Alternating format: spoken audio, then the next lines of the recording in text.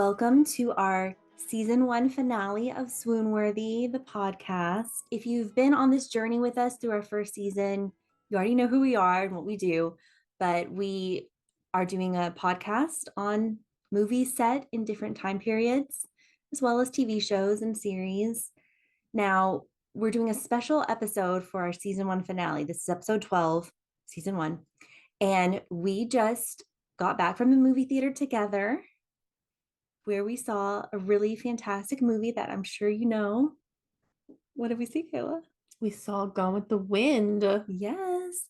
So I'm like tearing up right now. why? Because it was such a fantastic It was episode. such an amazing movie. Like it just seeing it in theaters just like puts you on another level, you know? Yeah. It takes it to another level. Well, and for us who have nostalgia for the golden age of Hollywood, I don't know, just when the intro came on, I started to get this feeling of being, No, that was definitely part of it. It was like, wow, this is how it used to be. And nowadays it's just all like action packed explosions. I mean, there was definitely explosions in this movie. That's true. But it wasn't like, the main Which we'll talk thing. about. Yeah. But okay, so 1939, Gone with the Wind hit theaters at the end of the month. I think at the end of the year, I believe it was December. And they had been filming it from January through July 1st of 1939. And this was the 85th anniversary of the movie. So that's pretty crazy to think about. I'm still tearing up. It was really amazing to watch in theaters. I can't wait to just talk No, about seriously, it went by so fast. Like Yeah. I was just in it. Yeah. So we're going to talk about 3 hours and 42 minutes plus intermission. We did get an intermission. But I think they cut that short. They kind of shortened the intermission on us, but we had the whole overture, the entr'acte music, I believe it's called. Oh, I loved that because it really got you in the mood. They Mhm. just, and I think that's what someone said it was like in the Mhm. when they first showed this movie. Mhm. Now we did get a nice intro by the movie critic Leonard Maltin, I believe. And Turner Classic Movies also has a nice intro because this is a historical film at this point. Of course, it takes place in the US Civil War. So it takes place in the 1860s. But at the same time, this movie is dated a bit. This was made 85 years ago. So they do frame it around, this was a different time period when they made the movie. Things are different now, but it's still an important film for movie history, for all kinds of things. And definitely encourage you to either watch the intro that we saw by Leonard Maltin or the one that Turner Classic Movies did, which is on the HBO Max or the Max app streaming service. Yeah. Because it kind of gets into the whole, racial issues and just a good preface for the movie. Yeah, it sets the tone. But if you've seen the movie, if you do love the movie and you're tuning into our podcast because you know and love Gone with the Wind, you'll know that it's a beautiful story of a strong female. So we're going to talk about that as well as the romance aspects, the costumes, production, the casting process, which is legendary. And yeah, so you ready to get into it? Can we go back and watch the movie again? We can watch it all we want. So the movie Gone with the Wind from 1939 is based off a book by Margaret Mitchell written in 1936. And sometimes you think about movies being made years after the book. So think, your Jane Austens, your Bronte sisters, your Tolstoys, all those stories that we know and love, made into a movie or a series years later. But this was still the hype of this best-selling novel going on. And the author did have some opinions on the casting and who made her book into the movie. So that's always interesting. When they made the movie in the 30s, was that like the same distance from the Civil War as it is now from the 30s? You are right. So it was about 79 years after the Civil War, give or take a few years, um, since for the movie to be made from the actual US Civil War. And so that this is the 85th anniversary of the movie being made, that's kind of an interesting point. Yeah, it's not that far Yeah. different. Okay. It's crazy. Yeah, very crazy. It was filmed in Technicolor, and I'm gonna post a link probably in Instagram and on Patreon about what Technicolor means because I recently was like, oh, I need to find this out. But basically, it's a really interesting technique that makes the colors vibrant, and there's a dyeing process. It's really interesting, but the colors are so vibrant throughout the movie. Um, so produced by David O. Selznick. Everyone kind of thinks of David O. Selznick as the creator of this production, um, because there are actually multiple directors. Did you know that? Yeah, they kind of went through a few directors. Victor Fleming is the one who is credited, but before that, we had Sam Wood, George Cukor, and I think I even heard there was a fourth one at one point. But they were like all actually directing at the same time? No, not at the same time. But They got fired and stuff. Oh, wow. Yeah. Dang. Yeah. So some of the great scenes in the first half of the movie were by George Cukor. Wow. And then Victor Fleming definitely carried the second half of the film. I did not know that. Yeah, and he got the best director Oscar. This film took home 8 Oscars. Yeah, that sucks for the other guy. Well, no, but they're great on. They They've got done other other stuff. yeah. And yeah, and then Victor Fleming also did Wizard of Oz, which is crazy from like the same year. Okay. Kayla doesn't like Scary. She doesn't like Wizard of Oz. Okay, so then what I was going to say is, oh, this is prior to an Oscar being given for best costume design. Did you know that? That wasn't even a thing yet. So the costumes by Walter Plunkett are amazing. And we're going to talk all about Scarlett's costumes and some of the other costumes. But yeah, best costume design Oscar did not start until 1949. But Walter Plunkett, who designed the costumes for this film, did win in 1951 for An American in Paris. So I think it's safe to say that he would have won if there was an award. Oh, hands down. Just such beautiful, iconic costumes that we will definitely talk about shortly. Other Oscars won for this. William Cameron Menzies got an honorary Oscar for the use of color, which I think is cool. We have Best Screenplay by Sidney Howard. And of course, we have Best Actress, Vivian Leigh. I mean, oh yeah, no one could have taken that Oscar from her because she's just perfect. And then Hattie McDaniel won for Best Supporting Actress. Also, such a well-deserved Oscar. And people were laughing at her so much. She got the most laughs for her iconic lines delivered and scenes. And just her looks that Scarlett like. Yeah, I heard someone in the audience say side eye. Yeah. But yeah, just fantastic. And I'm so glad that she won the Oscar. And then in the intro, they mentioned how a person of color did not take home another Oscar for years until Sidney Poitier. So I mean, this was a really amazing moment in history. Yeah, well deserved. Well deserved. But it's sad she didn't even get to go.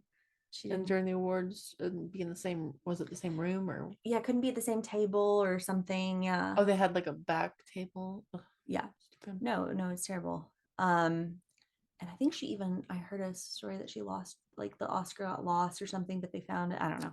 Oh wow. You know, we'll let the listeners to our podcast research that more.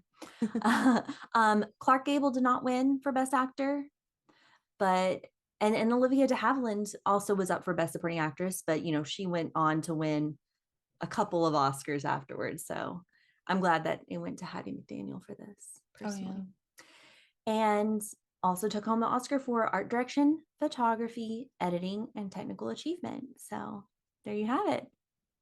Yeah, like it stands the test of time. Like I was blown away by the sound and like everything. And yes, the music. Oh my gosh, the effects. Like you're just watching it in theaters now. You're just like, wow, this is They don't make them like this anymore.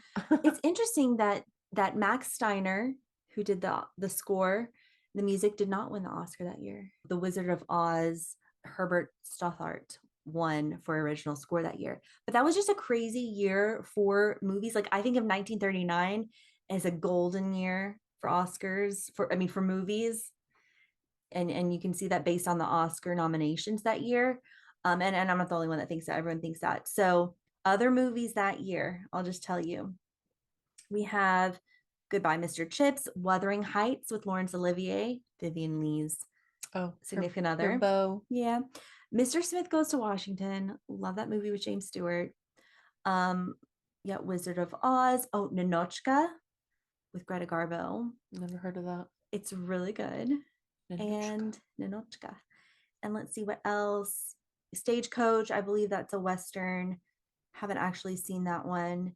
Okay, so Kayla, I want to talk about the casting process because, as I said before, it's kind of a legendary. There's all these things, and I know you've seen a documentary. So Clark Gable was the fan choice for Rhett Butler. He was just perfect for it because even in the book, Clark Gable fits the bill for Rhett Butler. So he's described as swarthy, handsome, pirate-like, a mocking smile. I mean, this is Clark That's Gable. Clark Gable to a T. Yeah, he was the obvious choice. And people whistled in the theater when he first came on the screen. It's true. Granted, there should we mention that the age group that we saw the movie with, The demographic. it was a bit older, a bit of some older women, which is lovely. And yeah, it was fun. I felt like one of the girls. Yeah.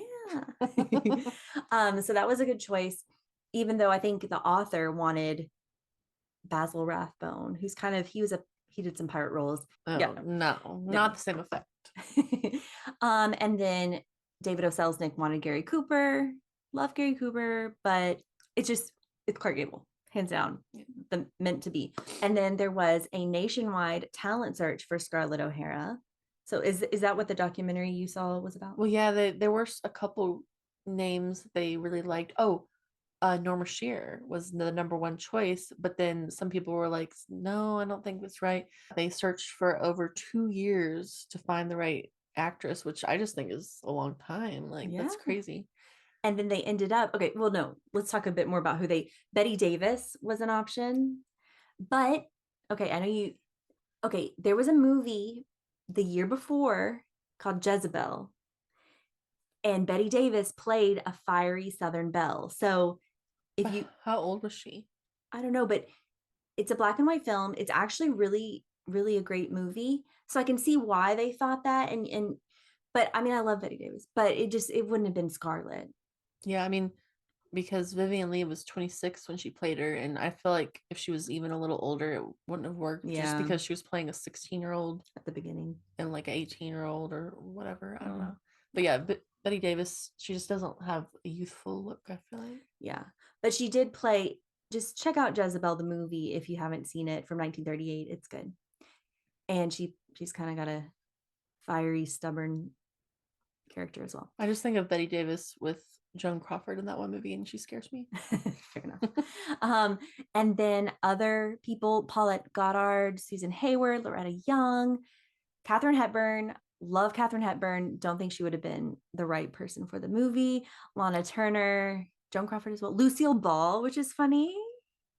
Wow. I feel like she could have been Belle Watling, the red hair. Wow, that's crazy. Yeah. I mean, I bet she could have done it. And then I've even heard Tallulah Bankhead. And then, of course, Clark Gable even kind of wanted Carol Lombard, which was a former co-star of his and then future wife. Oh, yeah. Mm-hmm. Oh my gosh. I also watched a documentary about their love. It's so tragic. I know. Oh my gosh. Poor guy. I know. He loved her. But in the end, the British actress Vivian Leigh won the role. And there's a lot of legend and fun lore around her getting the role too. So I read that she read the book and declared that she would be Scarlett. So like she had a feeling that this was meant to be. So she was dating, she's a stage actress in England, but then did a few films like Fire Over England with Laurence Olivier. And they fell in love, even though they were both married at the time. And he was going to Hollywood to film Wuthering Heights to be Heathcliff. And Olivier um, went over there already, but then Vivien Leigh joined him in Hollywood. And there's a quote from Vivien Leigh saying that she joined Laurence Olivier in Hollywood because partly because Larry was there, her significant other, but partially because she intended to get the role of Scarlett O'Hara. That's always the best when actors like are determined to get a role. So yeah, it's just like they know. Yeah, and there's a story of her being on set one time, and David O. Selznick saw her and cast her Scarlett. There's all kinds of like rumors of how it actually happened. But yeah, she was 25 at the time. I think you mentioned 26. So yeah, right about that perfect age. Still a young age. And then she fit the bill for Scarlett O'Hara. In the book by Margaret Mitchell, the novel describes her as not beautiful, which, Vivien Leigh is beautiful, but green eyes, very charming, dark hair, strong eyebrows, pale skin. So they actually made Vivien Leigh's eyes, they tried to make them look a little bit more green. I still feel like they're very blue. I think they looked a little green. Yeah. Like a lighter green. Yeah. It's interesting she's not beautiful in the book. It says she's not beautiful, but has a certain charm, a sort of, Je ne sais quoi. Yeah, that's what I was thinking. But I think Vivien Leigh is drop dead gorgeous. So they kind of bypass that. Well, yeah, it's Hollywood. That doesn't fly. Yeah. There's no ugly in Hollywood. And Yeah. if it is, in that time period, especially. Yeah. So then Vivien Leigh, after Gone with the Wind, became obviously a household name. And I consider her a period drama queen of early Hollywood because she played in That Hamilton Woman, Anna Karenina, and A Streetcar Named Desire. She also, on the stage, did Juliet, Ophelia, and not a period drama, but it's set during World War II, Waterloo Bridge. If you haven't seen that movie, it's to die for. She's beautiful in it. I want to do a whole Vivien Leigh like movie marathon. Ooh, I want to watch like all of her movies because she didn't do like that many, right? But it's not like we'd be spending days doing it. But she did win a second Oscar after playing Scarlett for another Southern girl, a Southern woman, in A Streetcar Named Desire. So it's funny that this British actress, her two Oscars were from playing a Southern American woman. Yeah, and that's why there were some people that didn't want her to do the role just because she wasn't American. Yeah. But I think she did perfect. Someone should make a biopic about her life. I would just be really, because she had a lot of personal problems she struggled with. I know, but the thing is, I feel like no one can capture her. I would be really. Ooh, who would? I don't want anyone to. No one is her. No one is as beautiful as she is. I know, but it's fun to picture people playing roles like that. Like there have been some. I've seen some. Like small roles, like there will be an old Hollywood, kind of like how The Aviator has a bunch of old Hollywood actors in there. And like they'll have just a little part with like a Vivien Leigh, and I'm like, that does not look like Vivien Leigh. Oh, wasn't that like The Aviator or something? I don't think it was The Aviator. I can't remember what it was. I think I know what you're talking about. Yeah. I just don't think anyone quite captures her essence. Okay, well, I'm gonna think of one. Maybe we can think. Okay, I've thought of one. No, maybe Tuppence Middleton, I think, could do it. She's British.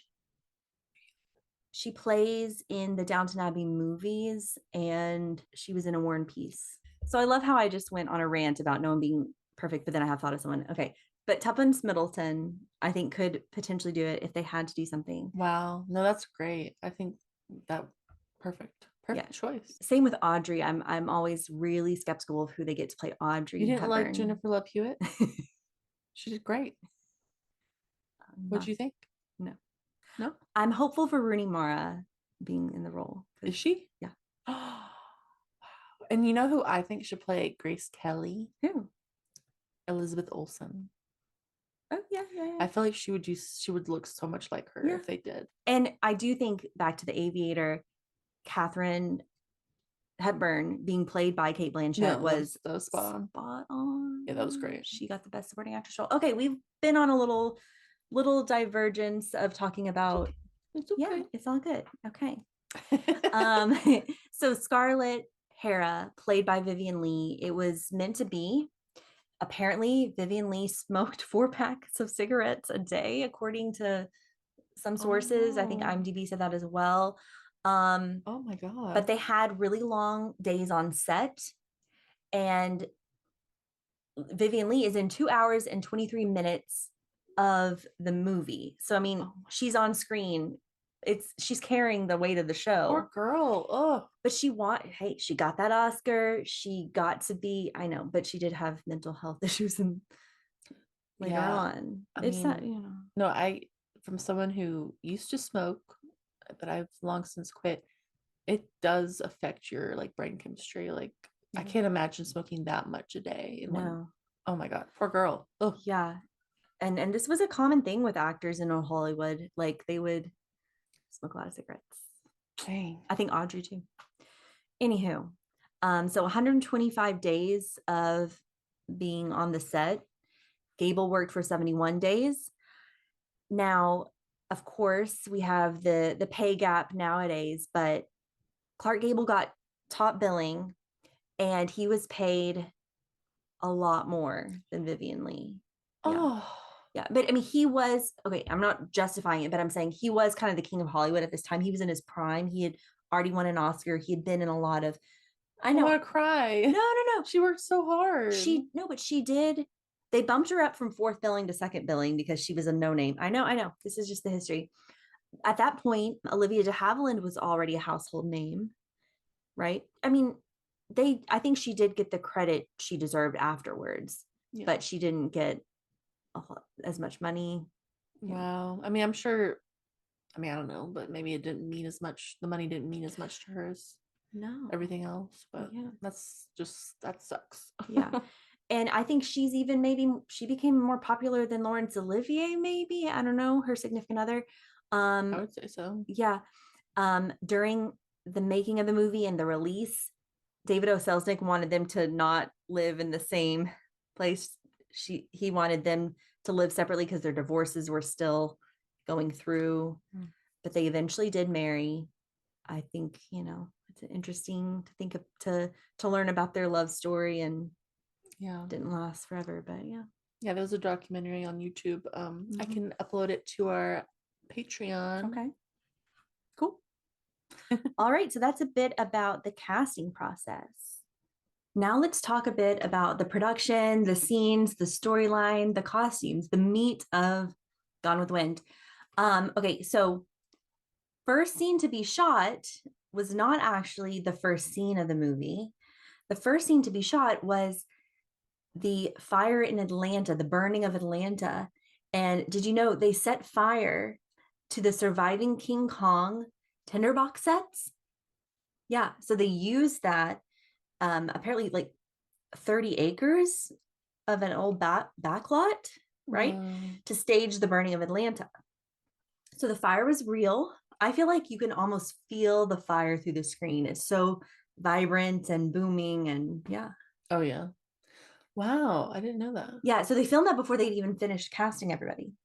Because Oh, I think really? one of the legends was that Vivian Lee was watching that being done when he cast her. Whoa. So they filmed it just straight off the bat.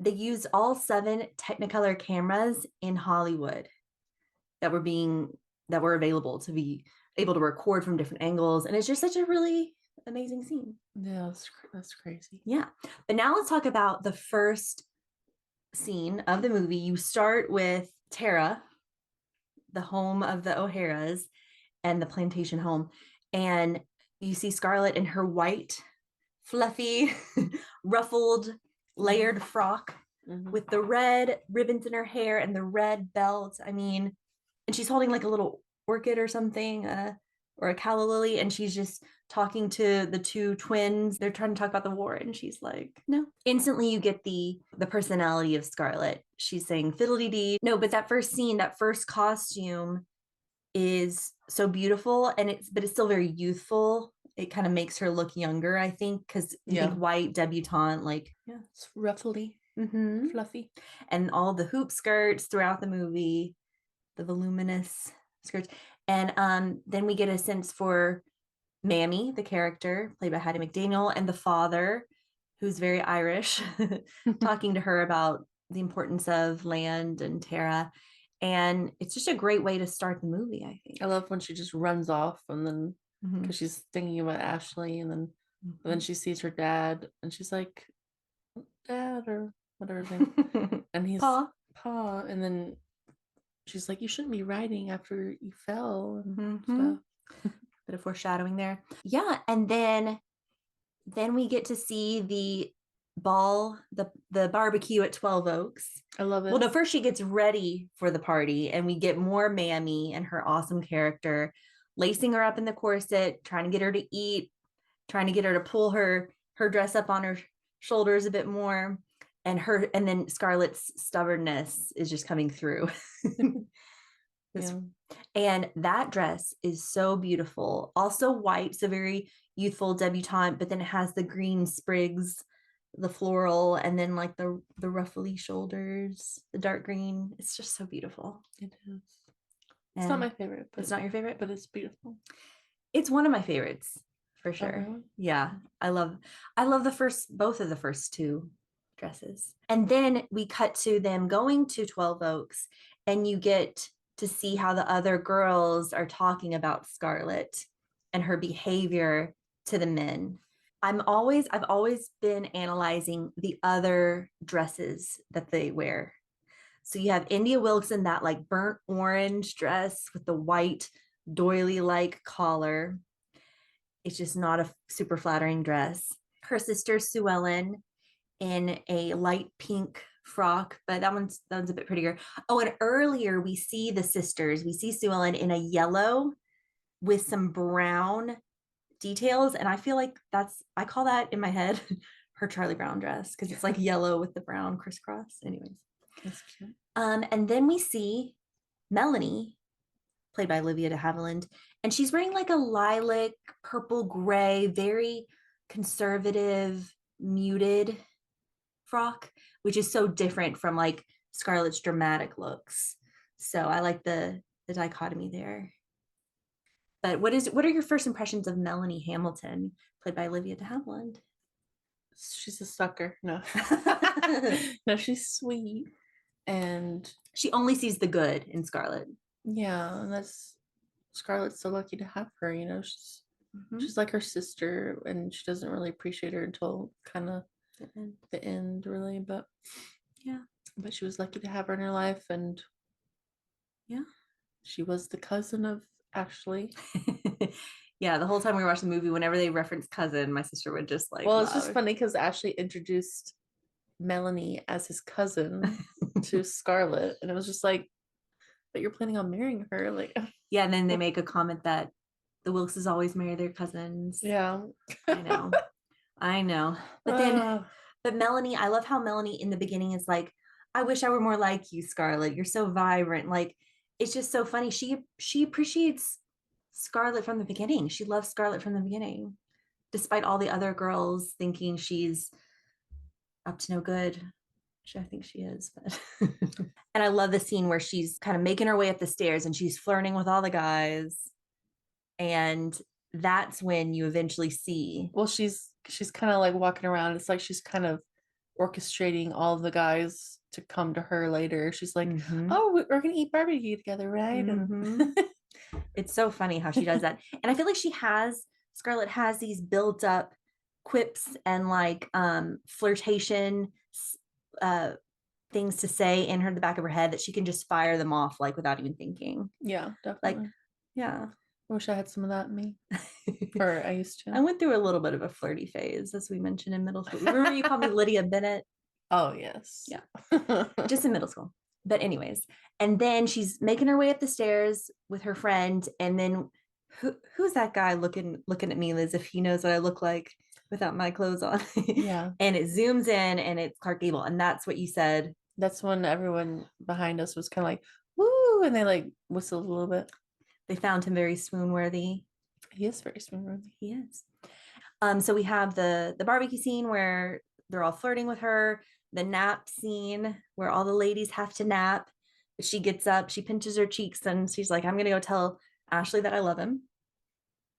In that scene, I remember you used to make fun of her when she's telling Ashley that she loves him. Oh, I love you. I love you, I love you. I love you, Ashley. I love you. um, but I always think of myself as like a young girl when I had a crush, like, and you had to tell your crush that you liked them. Like it was such a moment where You you did just that? I never did that. They never knew. I feel like I did maybe do that a couple times, and I'm sure it didn't go so well. But then we get our Rhett Butler learning who Scarlett O'Hara is kind of instantly. Later on in the movie, he says, I loved you from the first time I saw you in 12 Oaks. He knew that they were very similar. Mm-hmm. Similar personality, a bit selfish, a bit fiery, out for themselves, passionate. Yeah. Yeah. Yeah.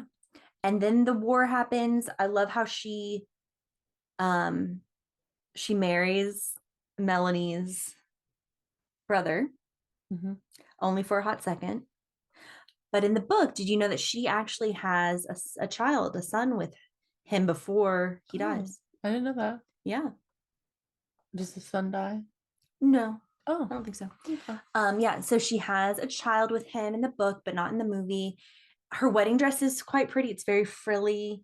And I like Olivia de Havilland's dress in that scene where Scarlett's getting married. It's kind of a purple blue.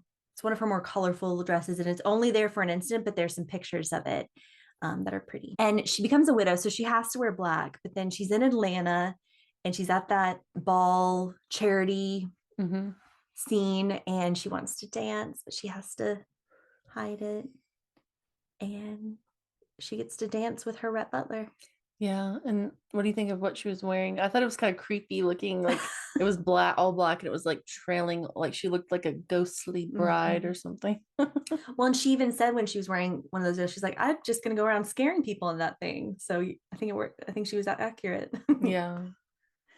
But I love that's one of your first interactions between Rhett Butler and Melanie with the whole when she takes off her ring and puts it in the basket.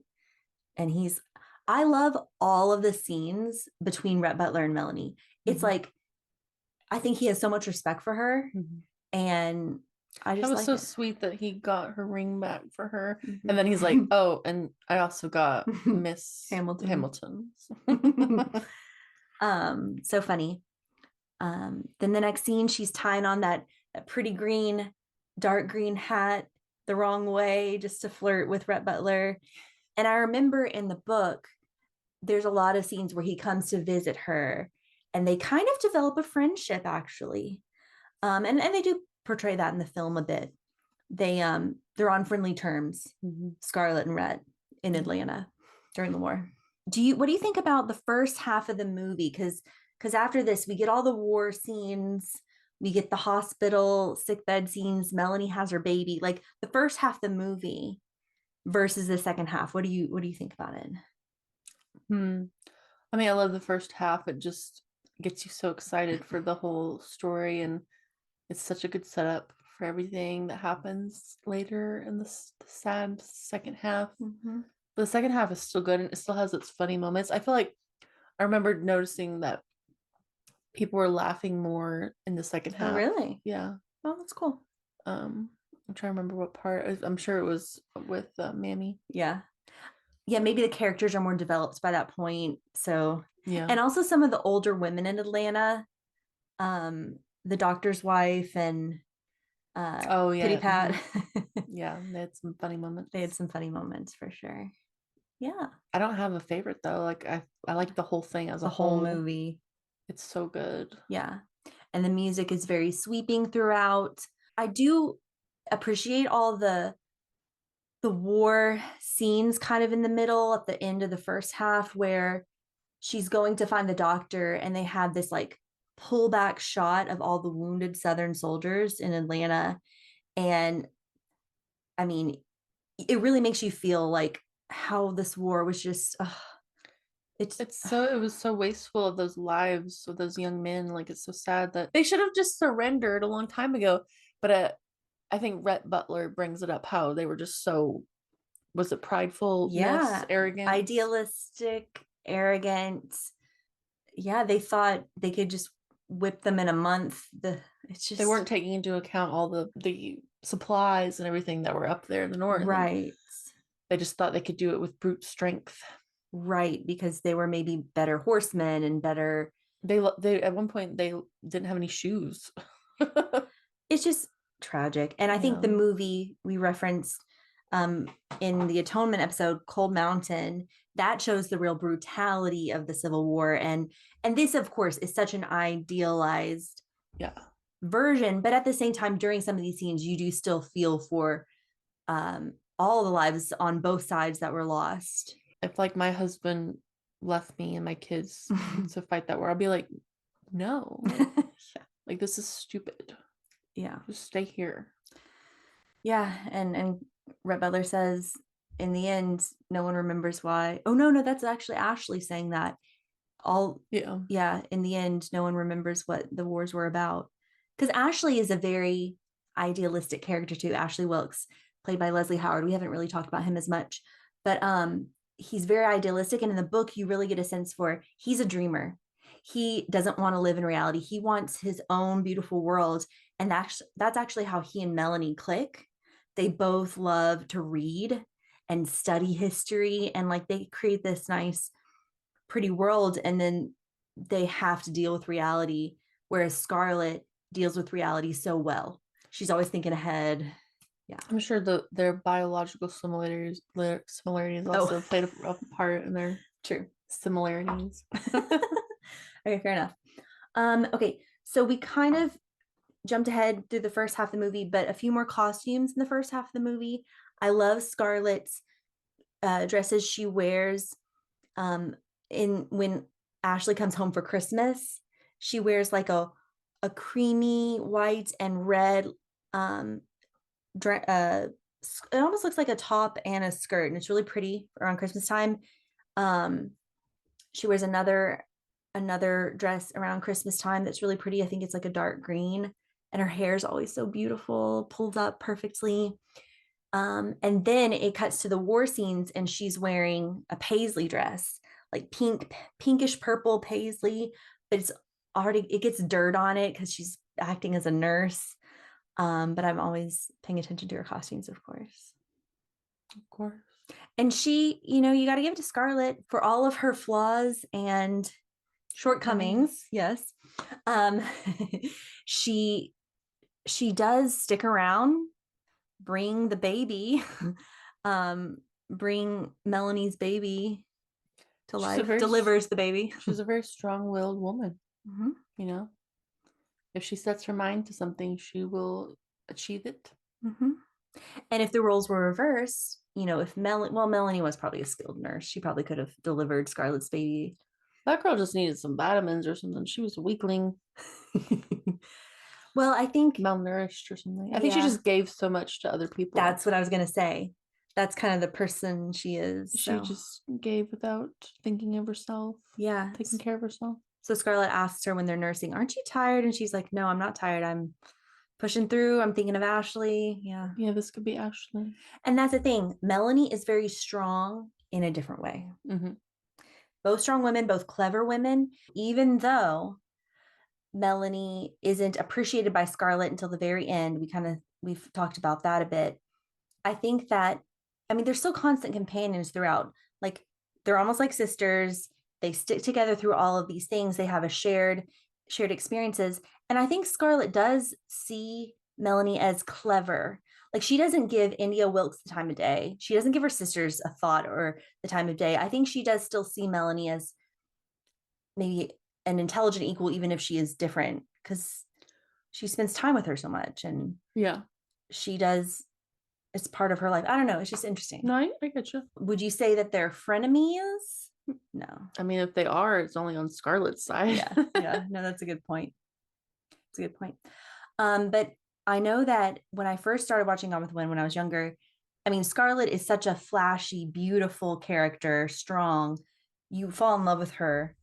But as I've grown older, I've really loved Olivia de Havilland's performance as Melanie and Melanie's character. Like, I think as I get older, I just really appreciate her depth and her ability to be so selfless and charitable and strong in her own way. Rhett Butler mentioned that he thinks Scarlett doesn't really respect her though because she's she's like blindly unaware of the fact that she is in love with Ashley. Mm-hmm. And what do you think about her infatuation with Ashley? Like, do you think that he kind of leads her on a bit? Yeah.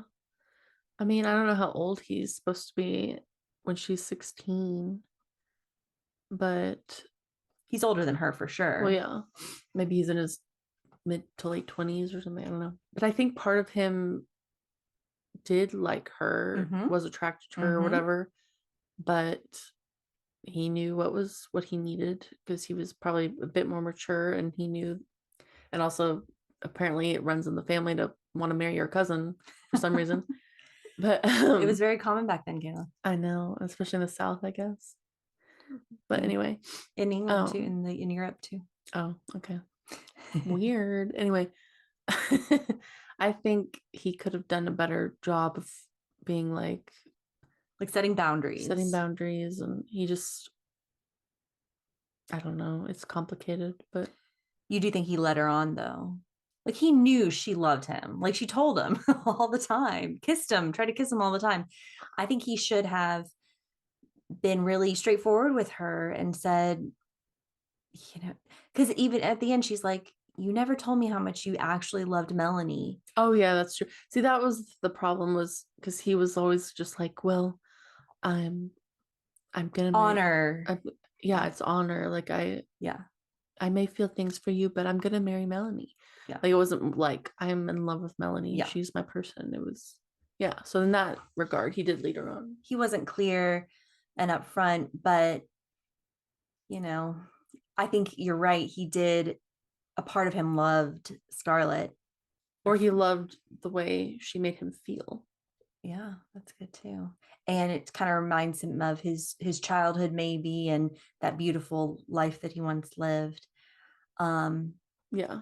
yeah, but it's funny, he just wasn't cut out for post-war life. Like he was, it shows him trying to like split the wooden rail, and it's just like he's like at the axe, and he's not really doing very good. I know. When in the with the whole lumber thing, and he was like, "No, I'm moving to Newark," and then Yes. Melanie walks in and is just like, "Oh my gosh," you're, because Scarlett starts, being manipulative, but the way he just like folds, I'm like, why does she still like him? At that point, I know, but sometimes it is hard to like break from the idea of someone, the infatuation. But yeah, Yeah. and that scene got a lot of laughs too. And people were laughing Yeah. at, she had already visited Rhett in jail with the famous curtain dress and done the fake cry act there and the kind of putting on her acting. Yeah. And people loved that scene and laughed at that scene in the theater. And then with this scene with Melanie, when she fake cries, everyone was laughing too. And Melanie fiercely defends her friend, like even to her husband. She's like, how could you? Like, she saved me and our baby. Like, she is a very loyal friend, Melanie. Yeah. Wow. Yeah. But okay, so now we're kind of segueing into the second half of the film. She's very saving Tara minded, Scarlett is. She's like, Tara is my number one priority. There's the scene at the end. She'll never be hungry again. Oh my gosh, watching that in the theater was just so epic. Like, it was just so cool to see that in theaters, because how many people in the past have probably sat in a theater back in the 30s or 40s or whatever, and they watched that scene and were just blown away. Like they were feeling the same things that we were made to feel when we watched it. And it was so cool. As God is my witness. That was a powerful moment. Was. Then it cut to intermission, and then we started up again. Yeah. Because you really get to see in that moment just how strong-willed she is. Because she was on the floor, had dirt in her mouth. She was so hungry, eating that whatever And that she threw it was. up. And she had to, because there was dirt on it. And Oof. she had to, made her feel sick. So she threw up, and then she was like, you know what? No. And she stood up. That's determination. Yeah. So then she becomes the head of the household. Her parents die on her.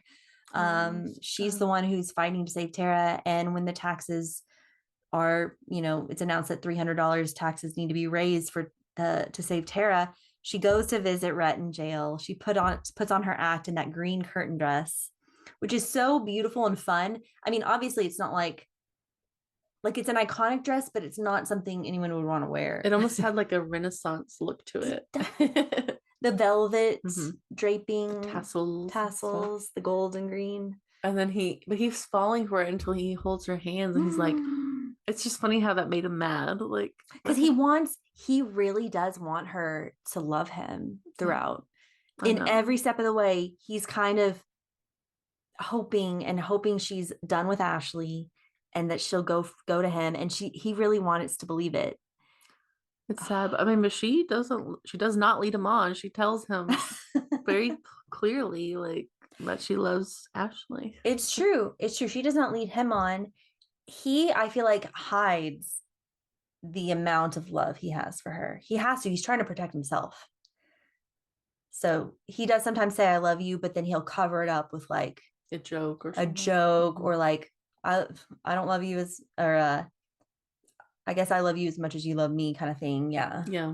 But, and then then she meets up with Kennedy, Frank Kennedy, her sister's intended. And that is like, what do you think about that? Well, she saw what she needed to do to save Tara, and she did not hesitate. She just went with it. And I think it's interesting because some people might think like, okay, well, why didn't she just let her sister marry him and then make her sister pay the 300? But it's like the sister had already expressed dislike for Tara. Yeah, she didn't care about it.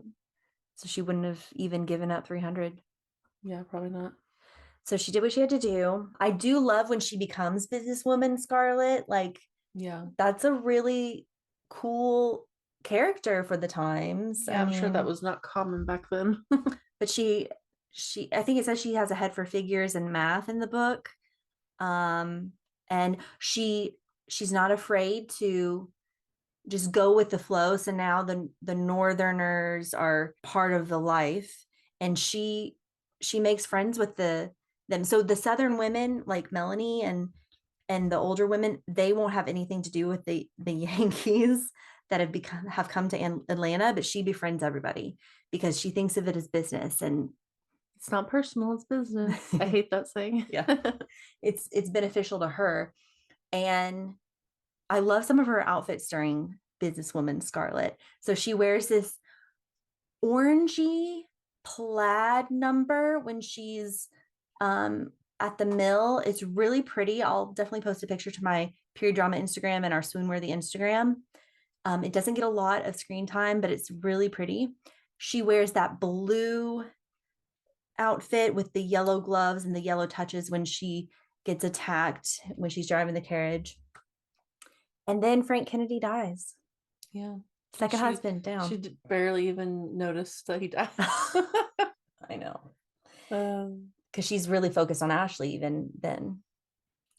Yeah. I think some of my favorite costumes are from the last half of the second half. Ooh. My favorite. Do you want to know my favorite? Yeah, let's go for it. It was the one that she wore. She had just done a scene with Rhett Butler, and she goes back to the mill, and she's with Ashley, and they're talking, and she's wearing a white bonnet and a white like kind of coat type thing with sleeves, and she's got like a blue dress or something on. That one is my favorite, I think. Yeah, so she's wearing a white dress with like what color is that blue? That's almost like a cerulean Sapphire. sapphire blue. I'd say sapphire. And she's got a lot. She looks stunning. And even Ashley says you get beautiful, more beautiful every day. Yeah, that's when I was like, wow, that outfit's something else. It's Yeah. just so put together. I thought, just because I know you, I thought you were gonna say that the dress. So by this point, she's already married to Red, but we'll get there. Um, when she goes back to Tara with Red, and she's wearing a white dress, but it has like dark green like crisscrosses and stripes.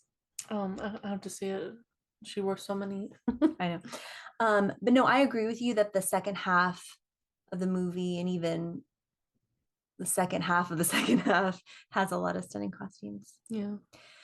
Um, Because she's filthy rich and she's yeah. buying all these fancy clothes. Yeah, at one point, Rhett goes into her closet. I'm like, I want her closet, her wardrobe. I even love that red dress that she wore, that he threw at her to wear. That's my favorite dress. Yeah, that one's That's the beautiful. best. Oh yeah.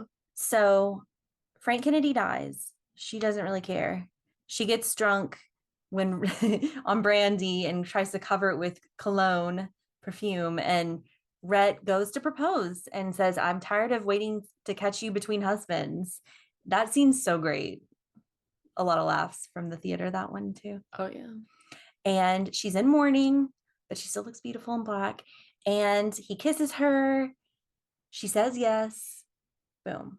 But then he's almost like, you're talking about Ashley again, but she's just like, come on, like you said, we're perfect for each other. And he's like, yeah, you're right. If I had said I was madly in love with you, you'd know I was lying. Yeah, Yeah. she's just honest. She's very honest and upfront, and it's partially because he has money. And in the book, so I told you she had a son with her first husband. She also has a kid with her second husband in the book. So she ends up having 3 kids in the book. Oh. One with each husband. Was the second one a boy too? It's a girl, yeah. So she has Wade Hampton Hamilton, Ella Lorena Kennedy, and then eventually Eugenie Victoria, Bonnie Blue Butler. Yes. So then they go on a honeymoon to New Orleans. I love the dress that she wears. It's this dark royally blue, and then it has these yellow fake birds on the side. Did you notice that dress? I think so. She's eating in New Orleans and she's stuffing her face. Oh yeah. I love that gown, and there's luckily a good promo photo of that because it doesn't get a lot of screen time. I also really love that dress. That's in the probably top 5 dresses for me. Yeah, I liked that seeing New Orleans back then. It looked a lot like France with the can. Can dance. So in the book, they focus and talk about her nightmares a lot. She's having these nightmares of trying to search for something in the mist.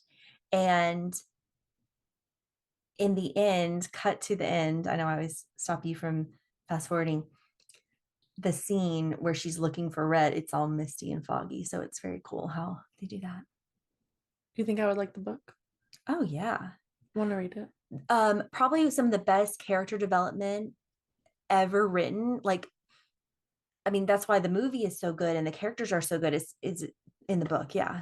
So did they write the book just to make? Did she write the book just so they could make a movie? Because no, it just got popular right away. Okay. And I know there's talk that Margaret Mitchell did kind of take from some of her own experiences or something. Oh. Yeah, a few other things in the book that are not in the movie. And I was waiting to tell you this until we were on camera recording together, Kayla. So, you know the scene where the women are sitting at home sewing and the men are out trying to clean up the mess Scarlett made in the shanty town or whatever. They don't come out and say what this political meeting is. Oh no. Did you just find out? Is it a KKK? Yeah. Oh no, it kind of had that vibe, but it didn't say it really. No, they totally gloss over it because I think in the movie they're trying to make it, I can't tell if they're trying to just hide the fact of what it really was or if like whatever it is, yeah. So maybe it was one of those early meetings, the formation of the KKK. Maybe. I thought that was like later, but yeah. So they were Wow. trying, so the Southern folk were trying to wrongly take the law into their own hands. Yeah, yeah. I wanted to get No, yeah. your reaction live, and you had that, you knew what I was talking about when I started to say it. Yeah, I mean, it had that feeling to it, but I thought that was too early for the KKK, but Apparently not. And in the book, it's more explicit. gosh, it is so freaking creepy. It is. And yeah, Like, wow. yeah. So you can see why they left that out of the movie. Yeah, because you don't want to think about like Ashley being in the KKK. Exactly. That kind of diminishes Ashley. Yeah. But Rhett's not in it. Yeah, see, I like Rhett. I would definitely be more into Rhett. He's more of a man's man and Well, even in that scene, he picks up Ashley, wounded yeah. Ashley, and it's like, We looked at each other, we were like, he's whoa, so strong. he's so strong. And he And actually looks so weak. It was just like, ah. yeah, yeah. Um, no, and the chemistry in the book between Rhett and Scarlett, oh, it is a good book though. I think I might read it. Yeah, minus the Maybe KK. that will get me into reading again. I haven't this year so far. I haven't read much at all. It's good. All right, so let's go forward a bit. So I love how you referenced the dress that Scarlett wears when she goes to meet up with Ashley at the mill. It's white and blue, and she's just beautiful, shining, smiling up at him. She's married to Red, but she still loves Ashley, and they get caught hugging. Yeah. What are I your was like, oh thoughts? my gosh, overreacting. Like they were old time friends. They were just hugging and talking. It wasn't like they were making out. They looked like they caught them in the act. I know. I'm like, I I guess know. back then it was a lot worse, but And see, I feel like sometimes I watch that scene and I'm exactly of that same mind. Like, come and they're on, both guys, married to other people, so like you and they weren't kissing, so you think, oh, they're just friends, old old friends. friends. But then sometimes I do watch it. I'm like, okay, that looks really bad. So I don't know. It I mean, just but it didn't help that they both didn't like Scarlett, those two women. 100%. They are against her, no matter what she does, probably. And then the party scene, Rhett makes her go to Ashley's birthday. She shows up in all her splendor, the deep red crimson velvet gown with feathery plumes. I mean, It's beautiful. so I actually bought this Barbie doll Oh, I because remember that. this is my favorite dress. Do you still have that? I do somewhere. Um, You should post a picture of it. I mean, her hair too is so beautiful, like the kind of curls up front that kind of where the bangs would be, but it's, I mean, she just looks perfect. Yeah, I bet that Barbie's worth a lot of money. Yeah. Well, but I think there's a handful on eBay and stuff still, but Oh. yeah. So that's my favorite dress. And I, on my Period Drama Style Instagram, ran a red dress poll and put a lot of dresses out there from period dramas. And this one won. It was it won. I voted for that one. Yeah. It was your Valentine's Day pink or red. Yeah. And I thought Satine's red dress was gonna win. Maybe the Outlander dress, even though that's controversial. Or like the Dracula. Yeah, no, this one was the number one dress. And I kind of loved how that one won. Oh yeah, it's gorgeous. Yeah. Okay. Other costumes, let's think. Are there any other standout costumes worn by Scarlett after the red dress? Well, she has some beautiful robes, Yeah. like the dark green with the gold. She's sitting in bed at one point. She has this like pretty aqua blue, like little caplet robe. I love all her robe. And then the dark red one where she goes downstairs and he's there drinking and she was hoping to avoid him and he like puts his hands on her head. But that's a very famous dark red like dressing gown robe kind of thing. Yeah. Yeah. She just looks like a queen, the queen of Atlanta. Yeah, definitely. And I think she looks very, I think her robes also have kind of a Renaissance or a medieval touch to them. And when her hair's down, she just looks so pretty. Oh, a couple of times when she would cry or scream, it kind of reminded me of Snow White Really? this last time I watched it. Sobbing, like when Snow Oh, White's yeah. sobbing in the forest. We've talked about our favorite costumes. I also love Belle Watling's costumes, especially that one. It's like a bright yellow gold, and then she's got some bright red, and she's wearing the bell earrings that Rhett kind of touches, goes with her name Belle. But I Wait, think it's called an ear bobble. an ear bob. An ear bob. I love that. But did you think that? Do you think that she loves Rhett, Belle Yeah. Watling? Mm-hmm. Yeah. In the book, I think she has a son with him. Like the son that she references that she sent away, I think it might have been. Yeah. Then that checks out. Yeah. I think she loves him. And he does love her, but in a different So he way. probably sent off the boy to school because she said he was in Yeah. school. I'm sure he's very well provided for. Like he's that kind of a man. He's not like, Yeah, he's an honorable gentleman. but I think she's a fantastic side character. Her interactions with Melanie. Melanie's the only one who Yeah. will give her the time of day. Like, but I never really focus too much on Melanie's costumes. Like, they're never like scene stealing costumes. No. But that goes with her character. She's not focused on her wardrobe. She's supposed to be the more modest of the two. Yes. And she's the one who really makes Rhett. She tries to help Rhett see who Scarlett really is deep down because Rhett loves Scarlett, but sometimes she makes it impossible to be loved. But then Melanie tries to be like Scarlett, just she's deep down, she is a loving, caring person. Like I said, she's strong in her own way. I love how I feel like Scarlett only appreciates Melanie when she does something really brave, like shoots the Yankee soldier in Tara, and Melanie comes out with the saber as if she were gonna really do something, and then she lies to her sisters. She's a cool eye. Yeah, and then she's like, "I'll." I mean, she shows some bravery that Scarlett can appreciate in that scene, but throughout most of the movie, I think the audience appreciates her. Oh yeah, definitely. And I love her and Rhett's. I said this before. Their interactions. I think they're so sweet. Yeah. Those scenes. Okay, so talking about the ending, a lot happens in the last 30 minutes or so of the movie. So Scarlett and Rhett have a child together, Bonnie, who starts to grow up, and Rhett adores her, Oh, dotes on her. that's so cute. Yeah. One of my favorite scenes with him and Bonnie is when he's holding her with the neighbor and he's like, how do I get my Bonnie to stop sucking her thumb? And he's just so caring and Mm-hmm. just worried about her and so sweet. And also, but he's thinking ahead to her future. Mm-hmm. So he wants to gain the respect of everyone so that he doesn't care about Scarlett anymore, kind of. He's like, I want her to ensure her future.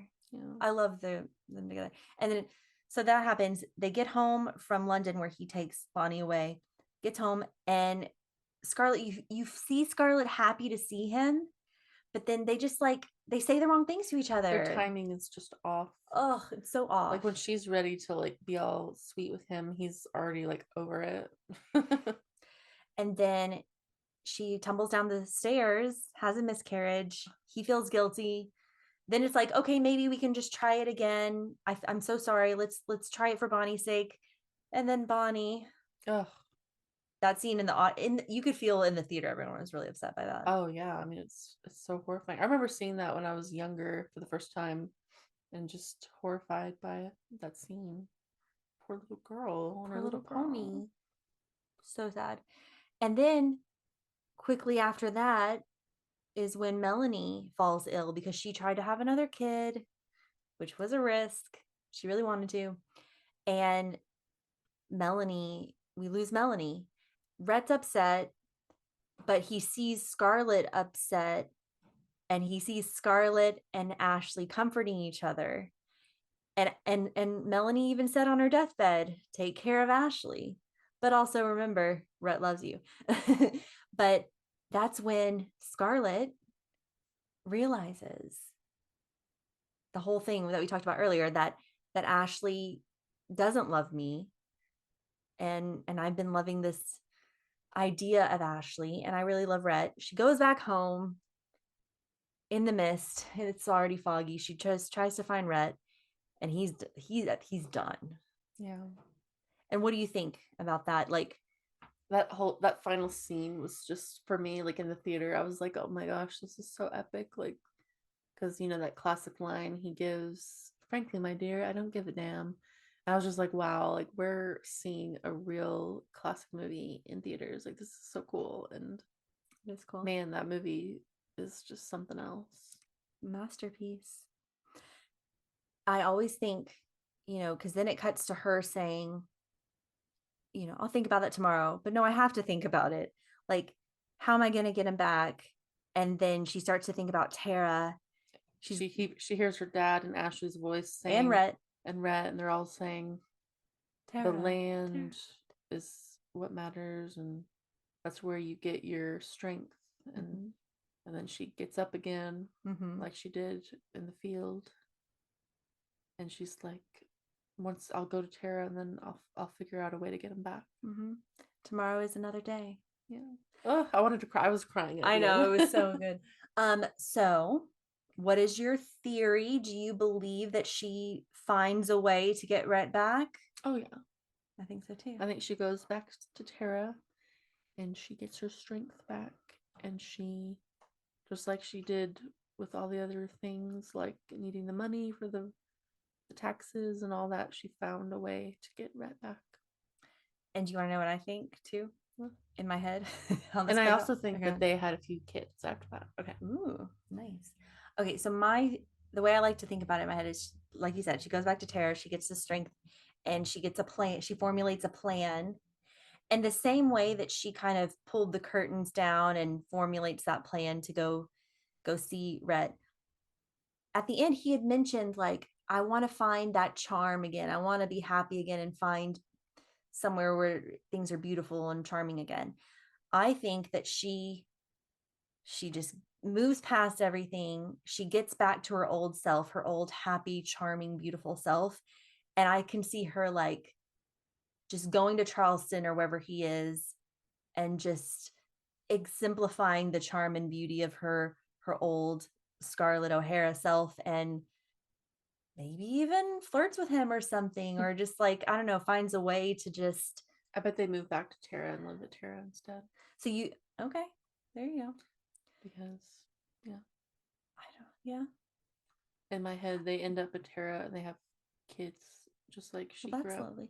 I think but they need to stay out of Atlanta. There's too many bad memories. They cannot go back to that house where Bonnie died. Like, and where she fell down the stairs. No, like that house needs to go away. But I can see them. So you say Tara, I can see them having a new life in Charleston or New Orleans or something, just random. And yeah. No, they go to Tara. Okay, anyways. So in both of our minds, she wins out. She doesn't go back to Ashley.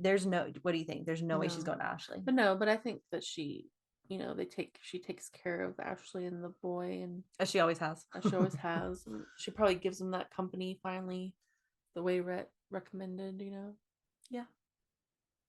And I feel like he has a community there anyways. He'll be fine. His sister's there. He's got the KKK, Gosh. Oh my gosh. No, but he has a sister, his family. Yeah. But Scarlett needs a new life, a new start with Rhett. Yeah, she needed to humble herself. She needs to get back to just being a Tara.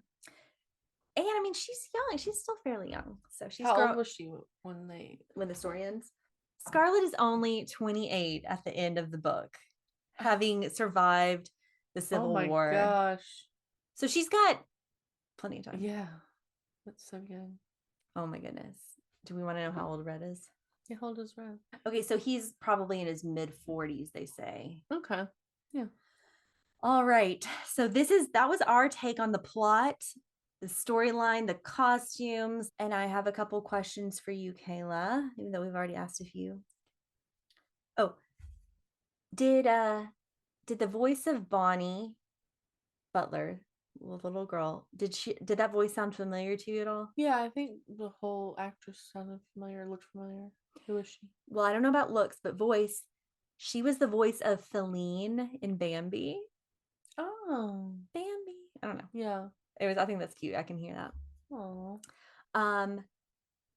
And did you know that Rhett Butler, so this is according to an extra in the films. Gable almost walked off the set when he discovered that the studio facilities were segregated and signage was posted white and colored. Oh. It's also said that he tried to boycott the Gone with the Wind premiere in segregated Atlanta because Hattie McDaniel, Butterfly McQueen, who plays Prissy, were not permitted to attend the premiere. Oh. So I don't know if that's fully true, but it does. There are reports also that he remained a lifelong friend with Hattie McDaniel. Oh. And Clark Gable went on to do many movies. I love one of his earlier movies. It Happened One Night. He won the Best Actor. It's a comedic role. Definitely recommend that I movie. need to see It that. Happened One Night. All of our rom-coms today, I swear, stem from that movie. Oh, I need to see that. It's so I good. love rom-coms. It's so good. But then he was in so many other movies, and also his last movie was with Marilyn Monroe. Oh, Did you know about that? which one was that? It's called The Misfits from 1961. And she, of course, passed away. That was Marilyn's last movie as well. Oh, yeah. But apparently it's considered one of his finest performances too. Okay, Vivian Lee, we already talked about her movie career after this being fantastic. Two-time Oscar winner. She and Laurence Olivier did get married, but they did get divorced, and she did pass away from TB at the age of 53. oh. But then she also dealt with consumption. Yeah. But then she also had bipolar disorder, which affected her acting career and life. But they didn't know at the time it was bipolar. I don't think so, no. And then one more thing, just a little trivia for you, a little question. What does Gone with the Wind and Jack Black have in common? Or what's the connection there? Oh, Gone with the Wind and Jack Black. Like, what am I thinking of? Oh, I know, The Holiday. Yeah. Da, da, da, da. Are you embarrassed with this game I'm starting to play? I was waiting love for that that. movie. That's what I was trying to trigger, and it worked. I'm so glad. But I hear Jack Black doing the song like in my head. Yeah. Ba ba ba ba. I love Jack Black. Okay, guys, I hope you enjoyed our take on Gone with the Wind, our personal insights into the film that we just saw again for the 100th time, but together in theaters for the first time. If you haven't seen it in theaters and it's in your town, you need to go see it. It's long, but you just get so into it and it just goes by so fast and it just transports you back in time. Yeah. And I think the humor really comes out more than if you're watching it with yourself. Like, I mean, I loved every scene with Hattie McDaniel because everyone around us was like loving it. Yeah, and I bet that's the same scenes Uh-huh. people laughed in back in the day. Like that's just so cool. Yeah. And some of the comments that Rhett made too got some laughs. I mean, Scarlett's crazy behavior. I mean, it was wonderful. It was an epic movie, epic to see in theaters. I'm so glad we got to see it together. Oh, thank you, sister. All right, guys. Thank you so much. Please let us know how you felt about this episode or any of your other favorite episodes from season 1. This is the last one of season 1, but we will be back for season 2 in just a month or so. Yeah, let us know your favorite costumes from the movie. Comment on Instagram. Subscribe to us on wherever you follow us on social media and in your podcast. Join our Patreon, all the things. Leave a review. Reviews help. And then, share this with your friends and family who also love these movies that we discuss. Yep. And tune in for season 2. We'll let you know when it's happening. Thank you so much. Bye. Bye.